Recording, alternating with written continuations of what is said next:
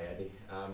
First, can we check on Callum Wilson, who wasn't in your squad at the weekend? Is he available for Man United? We'll see. We haven't seen Callum yet. So we'll see if he's available to train today. If not, then I'm sure he'll be fit for Brentford. I think you said after the game on Saturday that Alexander Isak hadn't been quite 100%. What was and what is the situation with him? Yeah, illness. I don't think it's a serious illness. He didn't train yesterday. So again, we'll see if he trains today. Fingers crossed he will. But yeah, he wasn't feeling 100%. I think, as I said, I think you could see that. He's been so good in recent weeks, athletically as well as technically, and all the goals that he scored. But we knew get my days right, on Friday that he was slightly under the weather. Sean Longstaff scored a goal against Brighton, and that's 2-2 for him. I think it was 2 months ago that you told us that he'd been having pain-killing injections and needing that to get through matches. Is that something that's continued into this final part of the season, or is he free of that ongoing injury issue? I don't believe so. I do believe he's still sort of aware of the injury that he had. But as far as I'm aware, I don't think he's having painkilling injections. He might tell me differently. I don't obviously see everything that's going on in the medical room. But I think he's feeling better physically. He's been doing a lot of attacking work, finishing work with coaches, with Stephen Purchase in particular, and he's really benefiting from that, as is Bruno. So a lot of detailed work on our midfielders, trying to get more goals, and it's paying dividends at the moment. I think he's playing very well. Another midfielder, Elliot Anderson, you've trusted him quite a lot recently. How pleased are you with the way he's responded and performed for you? Yeah, I think you're right. I think trust is a key word. I mean, I think Elliot, by his own admission, will go, he's an attacking player, and he's come through the academy here. I think when I first came to the football club, I was aware of him and his talents. But he's really worked at all aspects of his game, and I think he's been really reliable for us. So whatever position I've used him in, and I've used him in a couple of different positions, tactically asked him to do a couple of things that the teams needed, and he's done it very well. So really pleased with his level of maturity, his tactical understanding, and his attacking play. I mean, he's got an assist in the previous game with a lovely little pass to Sean in the box, and there's goals and assists coming for him, I'm sure. You've got players who've just come back from injury. Joe Linton, Miguel Almiron have made 2 substitute appearances. You've got other senior players who've been on the bench and coming on. Is Manchester United, with it being part of a 3-game week, the sort of fixture where you could change things around? Yeah, of course I could, and it's nice to have those options. I think with the various players that you're discussing, I need to look at them individually. I don't think I can sort of lump them together because they've come back from different injuries. I mean, Joey's is a serious injury and required an operation. So I need to make sure that he's the Joe that we know, and not somebody who's trying to find his rhythm and his form with 2 games to go. That would be foolish of me. But it's great to have him fit and available. And it's the same with Miggy, Nick. Don't think I've missed anyone out, but they're vital. Just their presence is vital, and I'll see whether I use them from the start or not. And you're looking to secure a finish in the league that will get you European football. Manchester United can still do that through the league position as well. How big a fixture is this for both teams? Yeah, massive fixture for both teams. I mean, I think it's coming to the end of a long season for both clubs. As always, I can only speak about us. We're desperate to do well in the game. We're desperate to finish as high as we can. We know European competition is there, but it can also be a long way away if we don't get the results we need. So we'll do everything we can to try and win. And finally, you've already won at Old Trafford this season. What a memorable night it was, that 3-0 success in the League Cup, with thousands of fans making a lot of noise. What do you remember about that match and how you felt afterwards? Obviously, it would be different lineups this time, but a really significant day and point in your season. Well, it was a moment where I think we were beginning to experience some injury problems at that stage, and I remember losing Matt Targett right at the start of the game, which was a big blow to us, but the response from the players was incredible. I think we had players playing in different positions.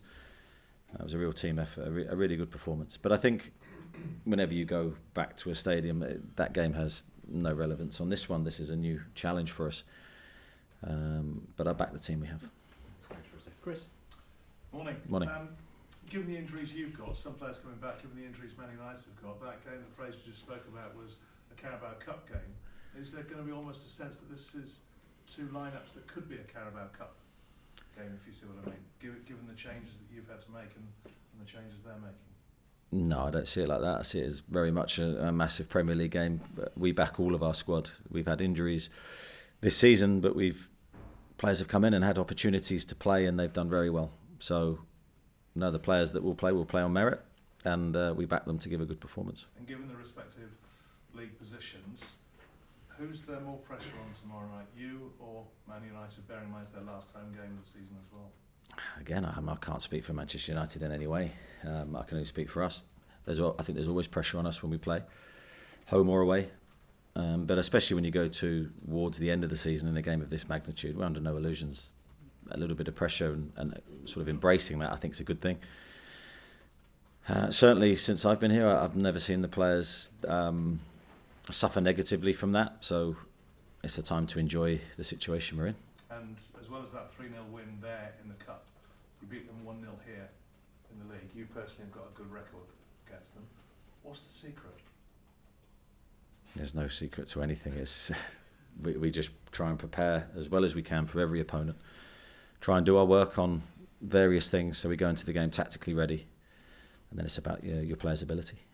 Is there less of a fear factor about Old Trafford, do you think, these days?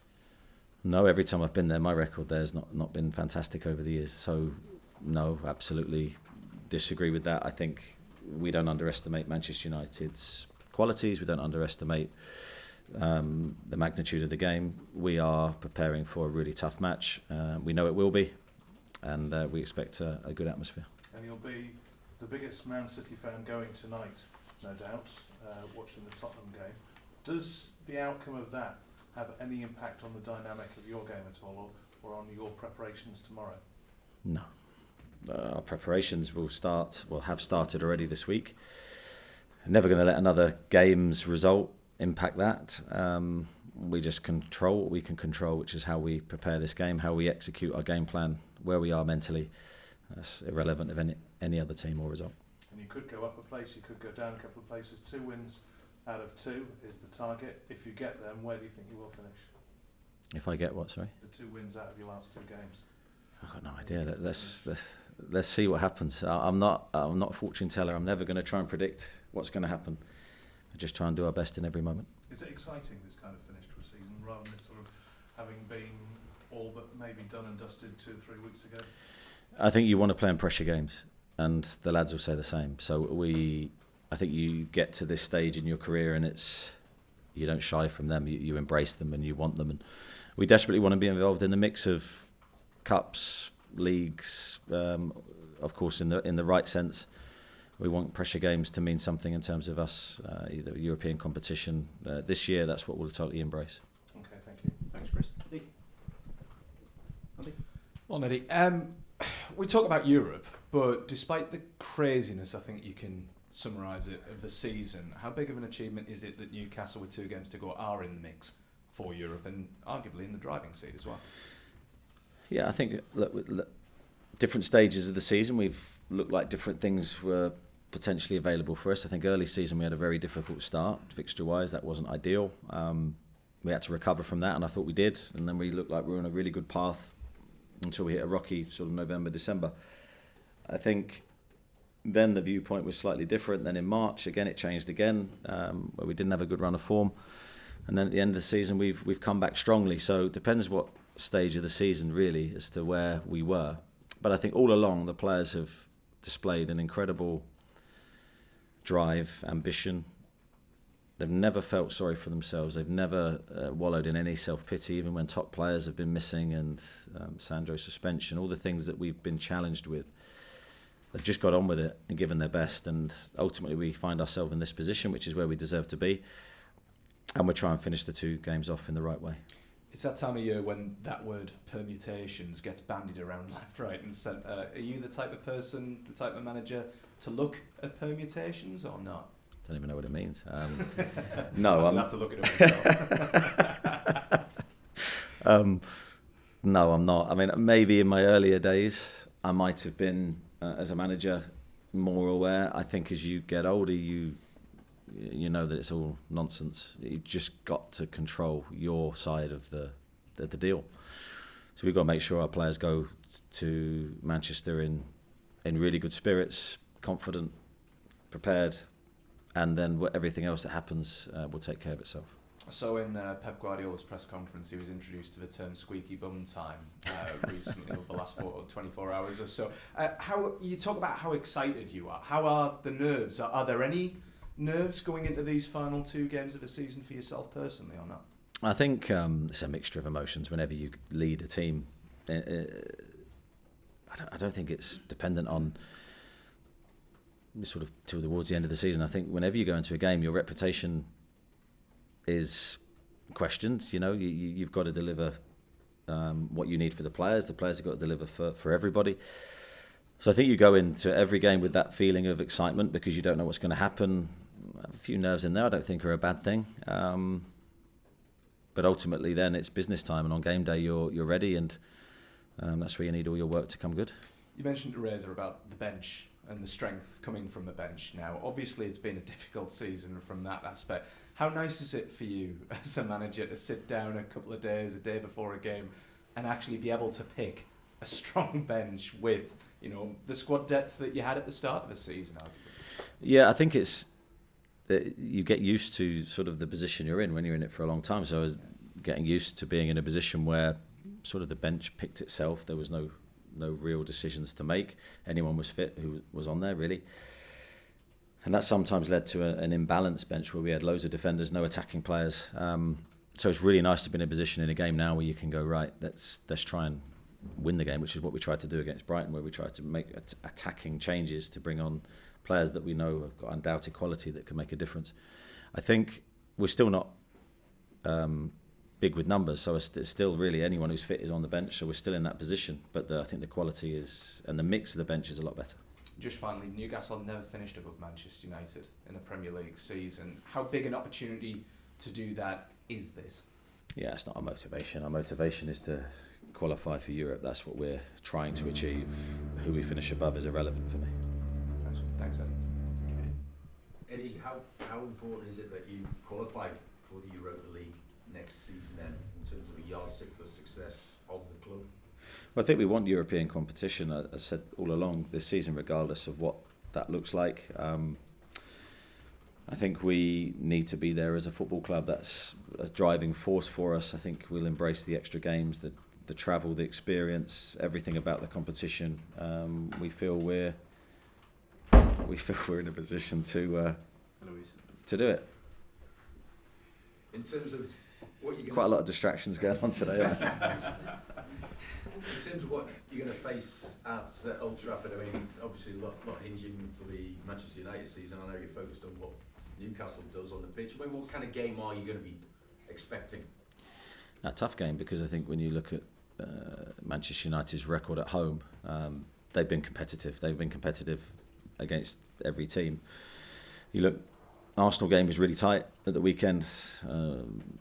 Very, very fine margins decided that game. It could have gone either way. And then you go back, they drew with Liverpool there recently, a really entertaining game. So I think you never underestimate the challenge when you go to Old Trafford. We certainly won't. We're going to need to be at our best, and hopefully we back the players to be in that position. In terms of the players, obviously 2 games left, lots still at stake. How do you keep a lid on that? How do you manage to manage their sort of expectations and ensure that you get the best out of them? I think they're experienced enough. You look at our team and our squad, lots of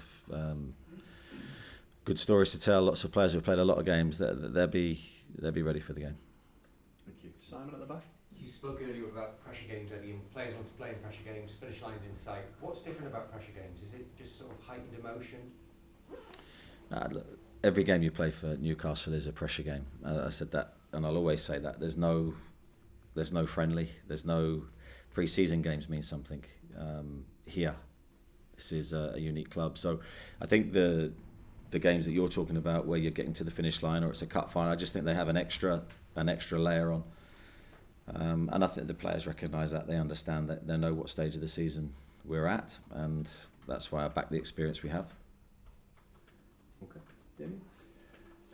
Eddie, Eric Ten Hag's found himself under a bit of pressure in recent weeks. As a manager, when you go through a difficult spell, as you did around the turn of the year, is it just a case of sticking to your principles, or how do you work your way through that?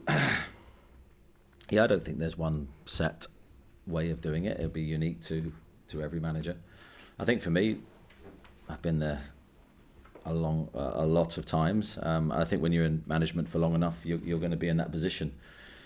Of course, respective of the club you're at and the expectations of the club you're at.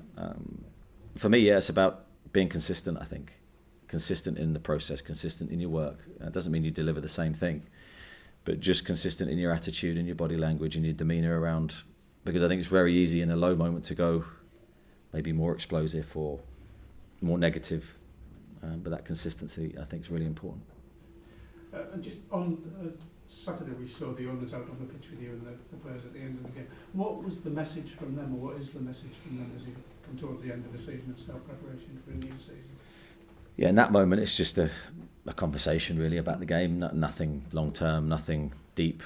I know you'll all react to certain pictures and scenes at the end, but no, it was very general discussions and talks, just basically about the game, and yeah, nothing more than that. Thanks. Got Dominic and Lee. Just on Fabian Schär, is he okay to return tomorrow night? He's working his way back, yeah, so he's in a mix at the moment between training and being with the medical staff. So he's making really good progress from his hamstring problem. So we'll wait and see whether he's available for the game. Yeah, and on him, a lot gets made of his defensive strengths, but have you maybe missed his creative qualities as well in recent weeks, even though your form has generally been very good? I think you always miss the attributes of the individual player. So yeah, Fabi's very creative on the ball. He's got a mix of long-range passing, short-range passing, which is unique to him. So of course you're going to miss that. But I have to say, I think Emil has been incredible. I think he's defended really well. I think he's been excellent. So no criticism of Emil. I think he's really helped the team. New deal for Alex Murphy as well. Just what are your plans and your hopes for him moving forward? Well, my plans for him is that he continues to push and train well and push the players that are in the team. I've been really pleased with his progress this year. I think he's, from his training time with us, really improved. Can play left back, can play centre half, athletic, very composed on the ball, really good footballer. I think, there will come a time for Alex when we need to either expose him to the team or maybe a loan spell will do him good, but that's further on in the future. For now, his focus should be to try and get in the team. Eddie, on Nick Pope and the Martin Branca situation, obviously you've got them both back now. Unfortunately, you haven't been able to play Nick Pope in a friendly or anything like that, so to throw him in to such a big game at this stage of the season would be a big call, I guess. What's your thoughts on that situation? Yeah, I think exactly that. I think, look, Nick's, again, another player that's come back from a serious injury. This isn't a minor problem that he had. It's a big problem to a big area of the body for a goalkeeper. So, yes, he's been back technically fit, but he's still been getting his rhythm back from the training work that he's doing even now, because you just naturally you're doing things on a consistent basis you haven't done for a while. So I've been really pleased with how he's looked. I think he's continued to improve through training. But yeah, like every game I have decisions to make, and that will be one. And a couple of sort of hints from people saying Newcastle got a chance to overtake Man United, finish ahead of them, maybe even upset the establishment. But just looking around the Premier League at the minute, I mean, you've got Crystal Palace suddenly flying again with an eye on next season. Your old club Bournemouth building a massive training ground and have got big ambitions. It's not as easy as that, is it, to just waltz into the top four? No, it's not, and I think that's a good point made, because every club has its ambitions and its aims, and some clubs are growing faster than others. And there's a lot of money in the Premier League, so it gives the opportunity with financial fair play, which is trying to control and sort of level out the spending, that other clubs will improve. And so we have to keep a pace. And you make a good point about Bournemouth's training ground and the advancements that other clubs are making. We have to continue ours at a really quick pace to stay ahead of the game. Yeah, and just looking at that game on Sunday, the Man United game, obviously there was the problems with the roof and stuff like that. I mean, obviously you'll have had assurances that everything's going to be, you won't need your wellies or anything like that. Well, we haven't sought assurances, but we know everything will be fine. Thanks, Lee. Jordan and then George. Just after the game on Saturday, Kieran Trippier said he was at 100% fit. Would you be prepared to throw him in against Manchester United from the start? Or? He did say that, did he? He did, yes. Okay. Yeah, look, I've got decisions to make, but I've got decisions to make in quite a few areas of the team. But I'd sort of urge caution with the players that have had long-term injuries, because I think the biggest mistake I can make is to push them too quickly and then they break down, and that doesn't help anybody. So I'll try and make the right decisions based on the information that I receive from the medical team, speaking to the players, and then of course tactically how we set up in the game and what's the best way to go. And just on a different subject, Yakuba Minter scored his 10th goal of the season at the weekend. Have you made a decision on him in terms of the summer and how you view his sort of future? Yeah, the plan at the moment is that he will come back in to us pre-season, and we'll take it from there. George. Hi, Eddie. Hi. I know you said that finishing above Man United wasn't a motivation, but bearing in mind there's been this kind of rich history between the two teams, the two clubs in the Premier League era. Newcastle haven't done the double over Man United since 1930-31. Would it represent an achievement for the club? I don't think we're looking at it like that. We want to finish above, ideally, every Premier League team, and we're not just going to focus on one. Now, they're our next opponents, so our aim and our task is to try and win this game. And if that leads to what you're discussing, then great. But I don't think that should be our focus entirely.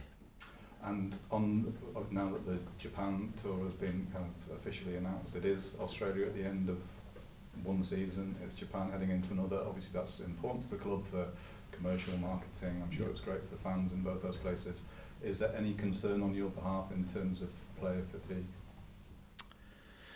I think I've made comments on Australia before. I'm not going to revisit them. We go there soon, so we have to go with the mindset that we're looking forward to the trip and enjoy a new experience. I think with Japan, that's been sort of a long time in the planning. The club will have to tour for lots of various reasons. We just want the facilities environment to be as good as it can be to help the players train and play as well as they can in preparation for the new season. So as long as those facilities are there, then we'll look forward to going. And then just finally, and you've been asked variations of this question before, but bearing in mind all the circumstances this season, wouldn't qualifying for Europe in whatever competition absolutely rank up with anything you achieved last season? Yeah, I think it would, but we haven't achieved it, so it's difficult for me to give it too much more than that, really. That's our target. I think with the challenges that we've faced, yes, it would, but we still have to do it. Thanks, George. What's Craig and then Scott? Craig? Morning, Eddie. Callum's ability is above question. His availability less so. How big a blow was it not to have him there during the final half hour on Sunday when you needed a striker? And also, does that form part of conversations and thinking with regards whether Callum is at the club next season? I think whenever either one of our two strikers has been missing, it's impacted us. There's no doubt about that. The two high-level players, you saw when they played at Burnley how good they were in tandem with each other, how promising that partnership could be. We just haven't had the ability to link them together too many times. Of course, that forms part of your planning. It'd be foolish for me to say otherwise. Now, Anthony Gordon can play as a striker, but then you lose him from his winger position. So we need a squad that can deal with all types of absentees and problems, which you're going to get during a season. And that's what we're trying to build. But all I'll say on that, and I'll add a word of caution, really, is to sign strikers that are the ability to score goals in the Premier League will cost you an awful lot of money. And I have to get the balance right between doing that and then exposing ourselves in other areas where the money might need to go. Yeah. Well, you're looking at strikers for the summer. Nice, teed you up nicely there. We're looking at all positions that can make us stronger. Yeah. Just lastly, what is Callum's issue? Illness. But Callum's illness as well? Yeah. Okay, thanks, Craig. Scott? On the players that you've talked about there, and you're kind of urging caution with to a degree, so Nick, Kieran, Joe Linden, coming back from long-term injuries. Where does Australia fit into that with them? Because there's an argument that perhaps they benefit from actually having some game time out there, and it's another step along the recovery. But then is there also an argument that actually getting on a plane, going all over there, playing 2 games, maybe being fit, maybe not being fit, it's not really what they need? I think you've answered the question. A bit of both. There's an argument for both. Yeah, it's balance. Yeah, I don't really know what to add to that. It's a good question. And we talk about Europe and everything. It can't be settled tomorrow night, but what can be settled is if you avoid defeat, you will definitely finish top 7, which will be Europe if City win the cup. Now I know there's a lot of ifs and buts and stuff, but to a certain extent, that will it will be a big staging point ahead of the final game. It'll mean that at least a big chunk of what you need to do will be done before Brentford. That must be a motivating factor as well, to actually take that next step, if you like, tomorrow, as opposed to it all being on the last game. Yeah, I mean, I think our mindset is never to go into a game thinking, well, if we draw this game, then the permutations that you outlaid there are evident for us. But I think we just have to go with our normal mindset of how can we do everything to win this game, and that's what we'll do. That's how we prepare. And I know you'll want to downplay how bad, if you like, things have been at Man United. And I understand that, but there is an opportunity to go there and perhaps take on a Manchester United who are in a different place to pretty much any time Newcastle have gone and taken on a Man United side in the last decade or so at Old Trafford. Surely you have to use a little bit of that to your own advantage. That the mood within that Manchester United camp has to be different to pretty much any time Newcastle have been there for as long as I can remember. Yeah, but that makes them a very dangerous opponent. They've got world-class players. So, look, we will do our own preparations. I will speak to the players about what we need to do and how we need to play and our mindset, what it needs to be to going into the game. But we can't underestimate the challenge in front of us. That would be foolish. That would counteract everything that we need to be in this game. So just trust that I'll get the message to the players that we need to. Thanks, Scott. We'll go to Martin and Kieran. Hi, Eddie. Do you feel the criticism of Eric Ten Hag has been a bit excessive sometimes this season? I think when you're in a position to manage, you're exposed to it. I'm exposed to it. Everyone in the position will be criticised. It goes with the job, really. I think a lot of the criticisms for managers up and down the country are excessive, but I would, because I'm sat in this chair. So it's all part of the game. And is 2 years enough as a head coach or manager to kind of put your stamp on a club and the playing and the style, or do you need longer? I think it depends on the club and the environment. I think, and it depends on the how supportive everyone is around you, the ownership, etc. So I don't think there's a time you can say, well, it's that time for every club. It's a totally unique thing. Sometimes to change any environment can take longer than you may think before you go in. I'm not speaking about Manchester United here, I'm just speaking generally. There's no magic wand to anything. So finally, do you think Man United and going to Old Trafford still retains the aura that it always has? I don't know about an aura. I still think it's a tough place to go and play football. It's a great place to go and play football at the same time, and we will try and look at it that way and try and deliver our best performance. Thanks, Martin. Kieran? When a club loses a sporting director, it can be seen as a body blow, but the club maintained the journey didn't stop. How important was that? Yeah, I don't think one person carries that at any football club. I think it's about the football club is more important than that. So I think whatever the vision is set from the ownership, it's your duty underneath that to try and drive the club forward. When you're in my shoes, and even if I wasn't here, there'd be someone else to drive Newcastle forward. So one person can't have that hold over what you're doing. It was important for us to full steam ahead, finish the season as well as we can, and then of course we've got to get the summer right, and all the things that Dan may have been involved in here, we'll carry on as normal. With the summer, would you ideally like to get the business done early, and is Premier League experience important for I've been in it long enough now to know that you can have that vision, but sometimes the vision is miles away from the reality. Of course, when you're in my shoes, you want the majority of your squad in place for pre-season so you can begin to work and build your team. But as I said, that's not always the case. In terms of Premier League experience, no, I don't think so. I think just good players, just the best players mixed together to form a team. That's what we're looking for, wherever they come from. It's irrelevant to me.